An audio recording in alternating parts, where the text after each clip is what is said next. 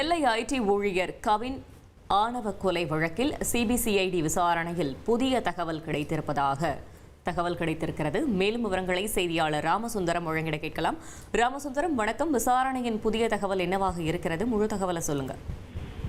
நெல்லை மாவட்டத்தில் கவின் என்ற ஐடி ஊழியர் வெட்டி படுகொலை செய்யப்பட்ட சம்பவம் பெரும் பரபரப்பை ஏற்படுத்தியது. இந்த வழக்கு தொடர்பான விசாரணை தொடர்ந்து சிபிசிஐடி போலீசாரால் பல்வேறு கோணங்களில் நடத்தப்பட்டு வருகிறது. இதுவரை 61 சாட்சியங்களிடம் விசாரணை நடத்தப்பட்டு அவர்களிடம் வாக்குமூலம் பெறப்பட்டிருக்கிறது.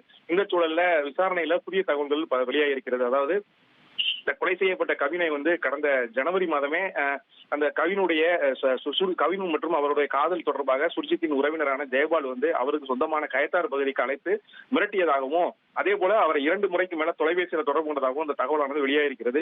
இந்த விவகாரம் தொடர்பாக ஏற்கனவே மிரட்டலுக்கு உள்ளாக்கப்பட்ட கவின் இந்த விவகாரத்தை கைவிடாத சூழல்ல தான் இந்த கொலை சம்பவம் நடந்திருப்பதாகவும் தகவல் வெளியாகிருக்கிறது.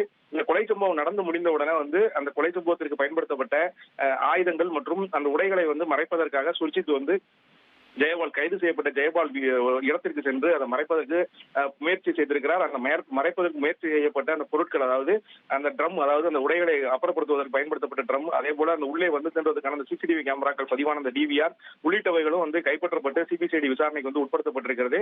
இந்த வழக்கு தொடர்பாக அந்த ஜெயபால் ஏற்கனவே கவினோட தொடர்புல இருந்த அந்த தொலைபேசி உரையாடல், அதாவது தொலைபேசி பதிவான அந்த எண்களை விசாரணைக்கு உட்படுத்தி இருக்கிறார்கள். உட்படுத்தி அதற்கான ஆவணங்களும் நீதிமன்றத்தில் தாக்கல் செய்யப்பட்டிருக்கிறது. இந்த சூழல்ல தான் தொடர் விசாரணையானது நடைபெற்று வருகிறது. ஏற்கனவே இந்த 3வது குற்றவாளியாக கிருஷ்ணகுமாரி, அதாவது சுர்ஜித்தின் தாயார் கிருஷ்ணகுமாரி சேர்க்கப்பட்டிருந்தார். அவர் தொடர்பான விசாரணையும் தற்போது சிபிசிஐடி போலீசாரால் தீவிரப்படுத்தப்பட்டிருக்கிறது. இந்த விவகாரத்திற்கும் அவருக்கும் என்ன தொடர்பு இருக்கிறது என்பது குறித்தான விசாரணை தான் தற்போது தீவிரப்படுத்தப்பட்டிருப்பதாக சிபிசிஐடி தரப்புல நீதிமன்றத்தில் தகவல் பதிவு செய்யப்பட்டிருக்கிறது. தொடர்ந்து கவின் கொலை தொடர்பான விசாரணை தீவிரப்படுத்தப்பட்டு அதற்கான சாட்சியங்களும் ஆதாரங்களும் தீவிரமாக விசாரணை நடத்தக்கூடிய பணி நடந்து வருவதாகவும், தடய அறிவியல் துறையுடைய அந்த ஆய்வறிக்கைக்காக காத்திருப்பதாகவும் சிபிசிஐடி தரப்புல நீதிமன்றத்தில் தகவல் பதிவு செய்யப்பட்டிருக்கிறது.